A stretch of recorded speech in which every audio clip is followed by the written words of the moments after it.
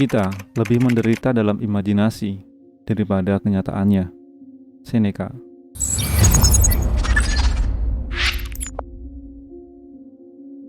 Ada sebuah kisah aneh, tapi nyata. Dulu, ada seorang pesulap yang amat mahir untuk trip melepaskan diri dari posisi terkunci. Baik itu terikat, terborgol, atau terkunci di sebuah sel tahanan.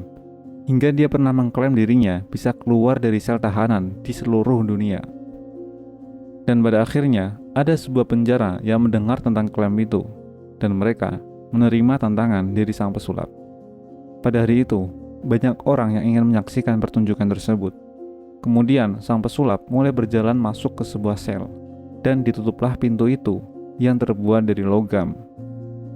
Sesaat setelah ia di dalam sel, ia melepaskan mantel yang dipakainya, dan kemudian mengeluarkan semacam besi kecil yang kuat dan lentur, yang ia sembunyikan di balik ikat pinggangnya.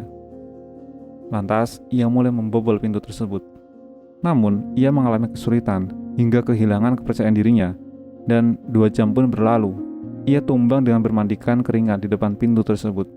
Tak disangka, pintu itu kemudian terbuka dengan sendirinya, karena memang sebetulnya pintu tersebut tidak terkunci dari awal.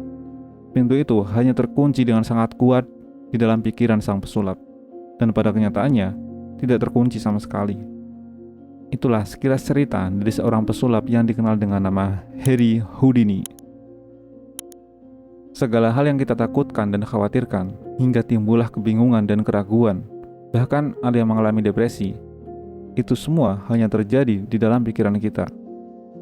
Seberapa sering kamu menggunakan mesin waktu dalam pemikiranmu untuk berkunjung ke masa lalu, hingga timbul rasa penyesalan, atau ke masa depan, hingga kamu merasa takut dan khawatir akan masa depan yang tidak jelas itu, sampai-sampai kamu kehilangan masa kinimu. Pikiranmu adalah medan pertempuranmu. Kamu seringkali membuat rekayasa-rekayasa yang akan terjadi atas sebuah kejadian yang muncul saat ini sebagai pemicunya.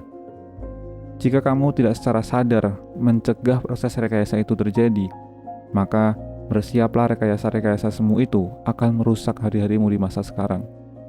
Kamu akan terbuai dengan ketakutan, kekhawatiran, dan kecemasan yang kau ciptakan sendiri di dalam pikiranmu itu. Jadi, kalau kamu mau lanjut overthinking setelah menonton video ini, aku mau nemenin kamu untuk overthinking dengan bertanya dan kamu bisa menjawabnya di kolom komentar. Atau bisa kau tuliskan juga di buku. Oke, yang pertama, apa yang mengusik pikiranmu saat ini? Kenapa kamu memikirkan hal tersebut? Lalu, apa yang bisa kamu lakukan untuk menangani hal tersebut? Oke, gimana caranya kamu memulai langkah pertamamu? Oke, keren. Jadi, kapan kamu mau memulainya?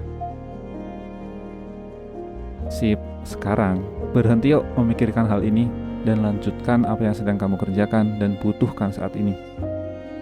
Kalau kamu mau istirahat, ya udah, tinggal istirahat. Matikan ponselmu, dan selamat memulai hari di esok hari dengan semangat baru. Sampai jumpa di video lainnya. Selamat beristirahat.